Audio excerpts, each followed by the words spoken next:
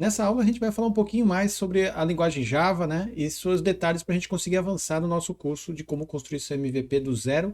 É um curso voltado para você que não é programador, não é desenvolvedor, mas quer colocar suas ideias em prática, né? Então a gente está vendo nesse curso ao longo das aulas uma maneira bastante cadenciada, bastante organizada, para que você saia da inércia e coloque as suas ideias aí num software, num aplicativo de celular, conectando o banco de dados, colocando tudo na nuvem, né?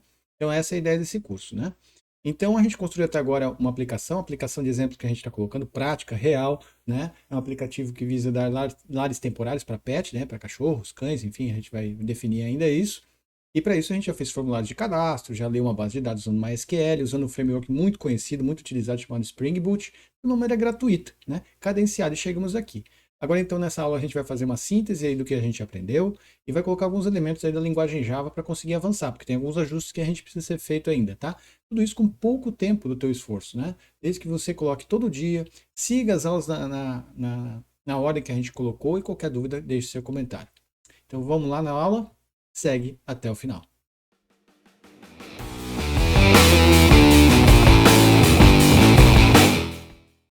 Olá pessoal, meu nome é Rogério Lacerda, a gente vem aqui continuar nosso curso, mas essa aula é mais uma síntese do que a gente fez até agora para prosseguir realmente com passos bastante firmes rumo ao nosso MVP, né? Na verdade a gente já tem nosso MVP, só que ainda acho que precisa de uns aperfeiçoamentos, afinal é tão pouco tempo que a gente já programou, né? Então eu fiz aqui o mapa mental, né? A gente atualizou o mapa mental aqui do curso MVP. A primeira coisa que a gente pensa é qual é a tua proposta de valor, né? Então a gente fez uma aula só sobre proposta de valor, fez o diagrama, aqui a gente quer entender, a gente quer atender lares temporários, fazer a proposição de valor de lares temporários para pets, acionar os serviços públicos, associações que têm esses dogs, muitas vezes dogs e gatos, né, enfim, que sejam abandonados e que precisam de lares temporários, até que eles tenham definitivo aí. Então veja a aula e entenda o critério. Então a gente vai fazer um site que doação temporária não, lares temporários para pets, tá? Então a gente tem como a gente vai testar a hipótese, então a gente criar um site dinâmico com listagem de pets para tutoria temporária aqui, a gente estabeleceu um mockup, a gente até definiu também um template, né, de como seria a interface gráfica, também tudo rápido, usando templates que já existem em Bootstrap, tá, que é um framework de interface gráfica, né. A gente explicou um pouquinho da arquitetura MVP, né, então a gente adotou a arquitetura de 3 camadas, é uma arquitetura bastante clássica aí na comunidade de engenharia de software, né? Quem entende esses conceitos vai programar em Java, em Python, em PHP, em Go, em C++, tudo que envolve cloud, web, adota uma arquitetura. O princípio dela é esse aqui, né? Onde você tem uma camada cliente, né? Que a gente está fazendo aqui, por enquanto, nosso MVP somente roda em browser, mas vai ter surpresas, tá certo? Tem uma camada que a gente chama né, nosso web server aqui, um servidor de aplicação azul aqui, que faz o processamento de negócio. E a terceira camada é o banco de dados que a gente está usando MySQL. Então, entendendo essas camadas, você vai conseguir entender a arquitetura que a gente está adotando e isso vai ser útil para qualquer tipo. Então, a gente fez uma aula, volta lá na aulinha para se você tiver alguma dúvida, né? A gente fez rodar o primeiro aplicativo Java, né, standalone, que a gente chama, que roda só na sua máquina, só para entender como fazer a compilação. Então a gente fez o primeiro aplicativo e a gente chama isso de Hello World, né? Tem uma aula sobre isso, como botar a primeira linguagem, né, o primeiro programa Java.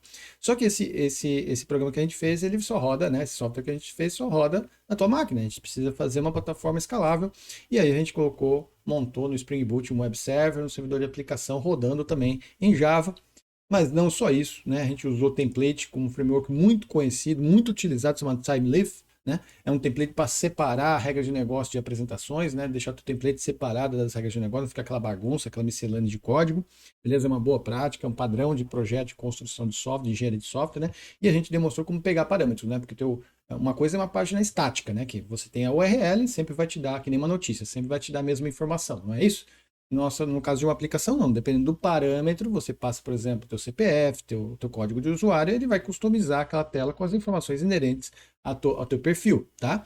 E a gente não ficou por aí, a gente trabalhou também banco de dados, usando MySQL como exemplo, mas essa aula serve para qualquer tipo de banco de dados que você trabalha, tá? MySQL, Postgres, ou seja, tem vários bancos de dados relacionais aí no mercado, mas está adotando um amplamente conhecido chamado MySQL, usando um framework chamado Hibernate. Nossa, quanta sopinha de palavra, Rogério. Tudo bem, então deve ter perdido alguma coisa na aula passada, ou deixe seu comentário. Mas o mais importante aqui, gente, é que você coloque exercite a cada aula o que você está aprendendo, tá certo? E por fim, a gente integrou esse template final, né? Já na estrutura final, o template, vamos dizer, a identidade visual da nossa aplicação, criamos uma lista de dados e registramos dados. Quando eu falo dados, não, você só fez de patch. Sim, o exemplo é de patch. Está aqui o exemplo, né? Então vou voltar para cá, certo? Então está aqui o exemplo do que a gente construiu até agora. Mas só tem dois patches cadastrados. Tudo bem? Vamos cadastrar mais um. Tudo isso foi construído aula a aula, né? Então vou colocar aqui um patch chamado Docinho, que tem 2 anos, porte pequeno, né? Mora em Santana, e eu vou dar uma imagem para ele aqui, que já está no meu banco de imagens, esse pup aqui. Eu vou adicionar ele, e ele já está adicionado na nossa aplicação, né? Tá aqui, ó, só dá um refresh. Só dá um refresh aqui, e tá aqui o docinho, tá certo? Então vamos lá fazer, é só vir aqui adicionar. Todos esses formulários foram construídos aula a aula, explicando como é que faz, né? Então esse aqui tem um Pepeu, tem um mono, porte grande, e mora em Itanhaém. E aí eu vou dar uma outra imagem para ele aqui. Vou dar essa imagem aqui, adicionando ele novo. Aí vou dar um refresh aqui e já está o Pepeu aqui de novo, tá? Na base de dados. Então tudo isso de uma forma dinâmica, né? Então a gente chegou até aqui, tá certo? Se você tem, como é que eu faço isso? Bem simples, passo a passo, siga nossas aulas. A cada aula eu deixo um exercício, pratiquem aquele exercício, customizem. Eu estou fazendo o exemplo de pet, faça o exemplo que você está usando, né? Muitos, quero vender objetos, quero fazer uma loja, eu quero... Troca simplesmente os nomes. Então, essa aula que eu venho contribuir agora é explicando um pouquinho dos códigos. Porque até agora eu levei de uma maneira proposital, né? A gente usou o ChatGPT, ele sugeriu algum código, né? Só que a gente fez boas perguntas, né? Porque se a gente não sabe fazer boas perguntas, se a gente não entende os frameworks que a gente vai usar, se você não entende os conceitos que estão por trás, você não vai conseguir fazer pergunta nenhuma para o nosso amigo ChatGPT. Você não vai fazer pergunta nenhuma para ele, ou vai fazer perguntas aleatórias. Em inteligência artificial a gente chama de alucinação, né? Esse é o termo. Quando a gente tiver aula vai ter aula sim de inteligência artificial aqui. A gente chama de alucinação quando você dá um contexto muito abrangente, ela começa a bilolar, né? Começa a misturar alhos com bugalhos, né? Então ela não adivinha, ela tem que ser muito usada, mas com muita objetividade. Por isso que a importância de você entender os conceitos que estão nas aulas anteriores aí. Mas é fundamental, faça os exercícios a cada aula, tá, gente? O aprendizado, ele se dá pela experiência, né? E não simplesmente vendo esse vídeo. Você vai ter que ver esse vídeo várias vezes. E qualquer bug que você tenta ver lá qual que é o erro. Veja o que eu fiz de novo, ver se seguiu exatamente os mesmos passos. E se não conseguir resolver, tem nosso Telegram, você entra no Telegram, posta a figurinha do teu bug e a gente vai tentar te ajudar da melhor maneira. Fechou? Agora vamos abrir o nosso Visual Source Code aqui. Ele criou, até agora, a gente criou assim, são 4 arquivos, e é esses 4 arquivos que eu vou apresentar nessa aula, tá certo? O primeiro arquivo que a gente vai abrir é o application, né? É a aplicação da onde você dá o teu launch, o teu play aqui, né? Tem que abrir nessa aplicação que a gente chamou de MVP2 Application, ele sempre vai dar um nome application, tá? O que temos aqui? Toda classe em Java tem lembra que eu falei não delete packet, então tem que começar com um pacote, tipo a linhagem, né? É a família. Qual é a família? Então a gente vai ver, por enquanto, só estou usando um pacote só, não é uma boa prática, mas para MVP não tem problema nenhum, gente, funcionou, toca a ficha.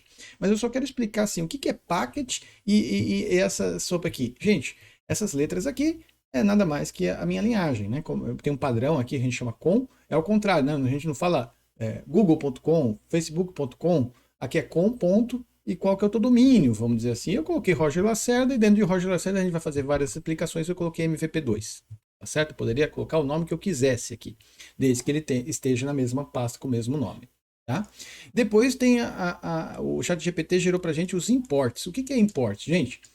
São pacotes o Java ele tem um conceito de trabalhar com pacotes, então às vezes você vai acessar códigos de outras pessoas. No caso aqui a gente está usando códigos do org, né, que não é .com, é .org, da Spring Framework, né, uma comunidade gerou esse software para nos ajudar, então a gente vai usar o software deles, para isso precisa do import. para o Java conseguir entender. Ah, então na hora de eu processar eu vou ter que recorrer àquela biblioteca. Sim, então todos os imports mantenha, tá? E se você esqueceu e deletou um import, possivelmente ele vai gerar um erro, a gente já sabe, ó, fica tudo vermelhinho. E aí o Visual Source Code ele tem a facilidade aqui de fazer a correção rápida. Tá vendo? Geralmente ele já fala, qual que é a correção rápida? Ah, quanta coisa, gente. Geralmente assim é problema de importação. Você coloca import, ele mesmo gera o import que faltou. Beleza? Fica a dica aí se você pegou algum código da internet, tá faltando, deixa vermelhinho, vai lá, correção rápida. Bem provável que a primeira opção, muito provável que a primeira opção seja o problema. Então import, não mexa nisso aqui, você não vai precisar mexer. Se você importar demais, não tem problema nenhum. O problema é se importar de menos. Ele vai chiar, vai dar erro, beleza? Esse arroba mantenha, porque está dizendo para a aplicação, né? Arroba Spring Boot Application, é por aqui que eu começo.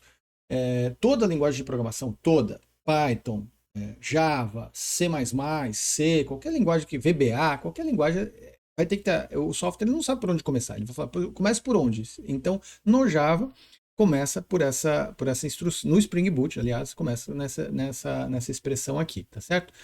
Tem a classe, lembrando, todos vocês estão macaco velho de saber, o nome da classe, né? É o mesmo nome do arquivo que está aqui do lado, tem que ser idêntico, .java, né? Não vai .java aqui. E você tem essa sopa de letrinha, public, static, void, main. Simplesmente não mexa nisso, porque é aqui que o Java entende. Ah, é aqui que eu tenho que acessar. A partir disso, ela roda a aplicação, né? Run.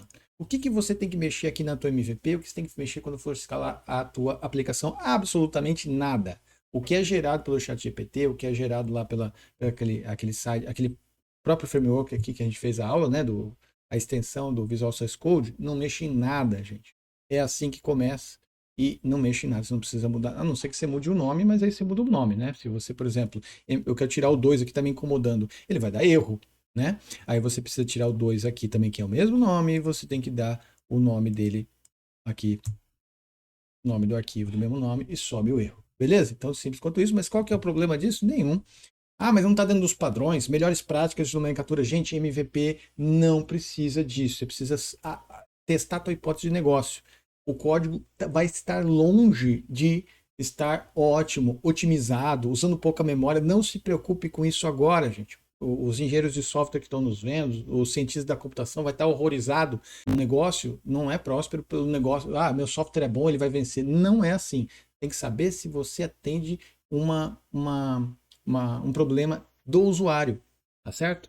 Por muitos anos, agora deu uma melhorada, o Windows nunca foi o melhor sistema operacional do mundo. O Linux sempre foi mais estável. Só que o Windows ele é mais user-friendly, né? Ele atende melhor as necessidades, né? Quem é que pouca gente usa Linux. Agora que o Linux avançou, agora que o Windows também deu uma melhorada, né? Na estabilidade. Então não é o melhor produto técnico que vence no mercado, e sim aquele que atende mais rapidamente a proposição de valor àquela dor, aquele ganho que o usuário quer. Então tá certo, gente? Tudo isso para dizer o seguinte, gente.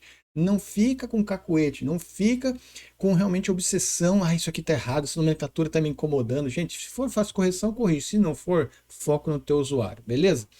Aí, outras classes que a gente a gente falou da controller, né?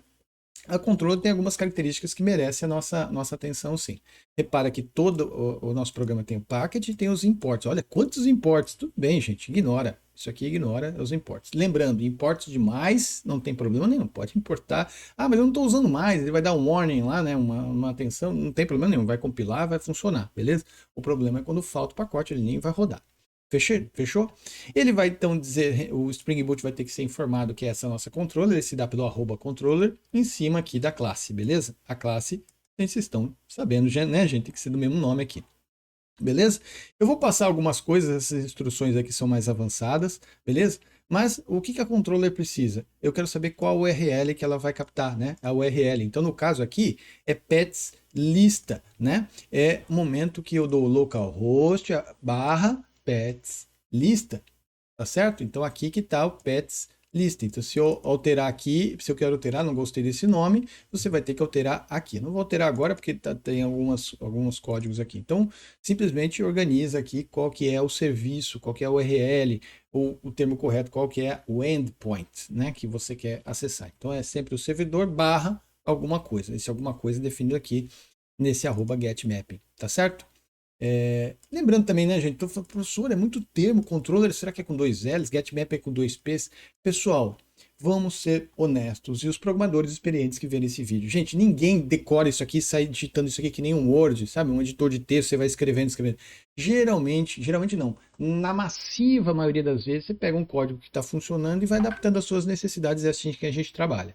A gente vai pegar um código que já está pronto, um código da internet e vai customizando as suas ideias. Esse negócio, por favor, não vamos cometer nenhum, né, quem está me assistindo, nenhum estelionato intelectual aqui, achar que o programador vai codificando isso aqui, vai, né, tipo, vai baixando na memória privilegiada dele todos esses códigos. Isso não acontece, beleza? Então não tenha vergonha alguma de pegar um código que funciona, um código lá da internet, um que o ChatGPT está te colocando, que nem nas aulas a gente fez. Você quer ir rápido ao negócio, você quer testar rapidamente o teu negócio, você quer que tu aplique teu MVP no ar. Então não fica se apegando, eu tenho que escrever isso aqui, decorar, não tem que decorar absolutamente nada. Você tem que entender para que serve o getMap e para que serve quando ele abre o aspas aqui, que é uma, né, eu estou falando, o endpoint é esse. E aí tem duas questões mais densas, mas que eu acho que vocês vão entender, tá no momento, tá? Que são as variáveis e as funções. Depois, quando você coloca getMapping, você tem então uma função, tá certo? Uma função, o que que ele faz? Ele fala o seguinte, tem uma função chamada listar pets, pode ser o nome que você quiser, geralmente tem um verbo associado, é uma boa prática, que o que que ele vai devolver? Uma lista, né, de pets, só que ele não devolve aqui, tá certo? Ele vai devolver uma string. O que que é essa string? String é o termo em inglês que é um texto qualquer. String é um texto, tá? É um text. E ele, em algum momento dessa função aqui, eu tenho que fazer o return, né? Se você me pedir uma string, eu tenho que dar o return, né? Então lembre-se disso. Se você não tiver return, vou comentar aqui, ele também vai dar um erro, né? Gerou um erro. Você me prometeu dar um texto aqui de volta, você não está me retornando nada. Lembrando que em Java, quando você dá barra barra, ele comenta, ele não é interpretado. Beleza? Então, o que que você está devolvendo com essa lista pets 2 aqui? O que que você está fazendo? Você está fazendo o template, né? Lembra aqui da nossa aula? Por isso que é importante, se você não entendeu isso aqui, ó. O que que ele está pedindo? Parâmetro aqui para controller e a controller repassa para ele, olha, repassa para esse template aqui, né? E esse return faz isso, tá certo? Esse return tem algum template chamado lista pets 2. Aonde que ele está? Ele está aqui em Resource Templates, lista pets 2. Ele acessa esse template aqui. Beleza? Não vou abrir agora, é um HTML, né? E que a gente também editou aqui. Tem a aula específica disso, da onde a gente pegou, como a gente editou, o que que a gente alterou. Beleza? E aí, aqui vai estar o código. Eu não vou explicar aqui o código, né? Ele simplesmente gerou esse código e aí, ao longo do tempo, vocês vão se familiarizando o que que você pode escrever aqui dentro, aqui. Lembrando que isso aqui é um comentário, né? Aqui vai a sua regra de negócio. Aqui é que você programa. Quero ir para o banco de dados, quero fazer isso. Acessa o CPF do cara, acessa a base de dados. Esse cara me pagou, não pagou. Esse cara já se logou, não se logou. Aqui vai toda a tua regra de negócio. Tá certo? E no caso aqui, ele simplesmente pega o atributo, né? Pega todos os pets aqui no caso e acessa um banco de dados. Tá? Então ele pede assim, ó, repositório, né? Repositório. Find all. Find all o que que é? Me ache todos os pets, tá certo? No Visual Source Code, se você apertar Ctrl e a teclinha aqui, ele já vai abrir a classe direto, né? Ó, Ctrl já abre a classe direto. Se abrir a classe, tá lá. A classe Ctrl aqui, tá aqui, ó. Aí eu posso abrir ela aqui, certo? É só uma interface, não tem nenhum código, tá? Por quê? Isso aqui é gerado automaticamente pelo Hibernate, né? Então, nesse momento, quando você acessa aqui o repositório, né, do Hibernate, aqui é o repository, tá? Ele simplesmente informa, cara, eu vou precisar repositório. Eu quero acessar o banco de dados e a classe que eu quero acessar é a classe pet. Mas qual que é essa pet? Ó, tá retornando pet aqui, tá vendo? Ó, pet. O que que tem no pet? Ó, vamos acessar ela? Ctrl, clico, ela vai abrir esse código. O que que é a pet? É a representação da entidade, né? Entidade, para quem não é de software, uma coisa, né? Parece uma coisa espiritual, mas a entidade significa o dado que você quer, né? Então, quando a gente fala pet, quais são os campos? No caso aqui, a gente tem nome, tem idade, tem porte, tem cidade, que são os campos que a gente está usando. Você poderia criar novos campos aqui. Como é que você cria novo campo de dados? Você dá Ctrl C e Ctrl V. Então, ó, tem um string aqui chamado tutor, quero saber o nome do tutor, né? Então, você já criou aqui o dado novo, tá certo? Então, esse é um conceito importante. Mas não é só isso, repara que deu um warning aqui, porque ele falou que não é utilizado, né? Então, aí você poderia fazer uma boa prática aqui, que é gerar aqui, ó, os getters e setters. Tá? Então, você pode gerar, pode não, deve gerar os getters e setters e vai sumir. Tá certo? Em Java, você não acessa o atributo direto. Você fala, me dá o seu objeto, me dá o seu nome, né? Ou set, né? Get é pegar o seu nome, set é o teu nome certo? Você não manipula o dado direto, que nem objetos mesmo, né? Então essa classe, de novo, repare que toda classe Java tem packet import. Precisa alterar, professor? Não, não altere. Não há necessidade de alterar essa função aqui. E repara que entity. Então o que a gente viu aqui? Que a primeira classe aqui, ó, a controller recebe @controller e a pet recebe @entity. É esse o nome? Qual que era o nome? Pessoal, você só precisa gravar que você vai ter uma controller, um repositório e uma entidade. É isso, você precisa decorar. Vamos atualizar nosso diagrama lá, né? Então você vai fazer aqui, quando eu der o zoom nele aqui, né? Do zoom no Hibernate aqui, ó. O que eu preciso? Eu preciso de uma controller, um repository e uma entidade. Controle, repository e entidade. Então a gente está criando a figura do pet. Se a gente quiser o perfil do tutor, o que a gente vai ter que fazer? Uma controller para o tutor, uma repository para o tutor e uma entity para o tutor. E é isso que a gente vai fazer na próxima aula. Não vou fazer agora. E esse banco de dados? A gente não aprendeu a mexer com banco de dados. Aí que está a questão. O Hibernate, que é essa pecinha aqui, o repositório entity, faz tudo para a gente, porque rola uma linguagem aqui dentro, né? Eu expliquei, é uma linguagem chamada SQL, tá certo? Essa linguagem aqui, ela é um padrão de mercado para a linguagem de programação chamada SQL. Você precisa saber SQL? Não, você não precisa se você usar o Hibernate, tá? E se você achou o Hibernate complexo, duas classes, repositório, na hora que você vê as primeiras instruções de SQL, você vai amar o Hibernate, eu te garanto. Fechou? Então, é essa aula que a gente mais conceitual que eu visei dar hoje, tá? Dar algumas questões do que ele foi feito e o que a gente vai fazer para criar novos endpoints, né?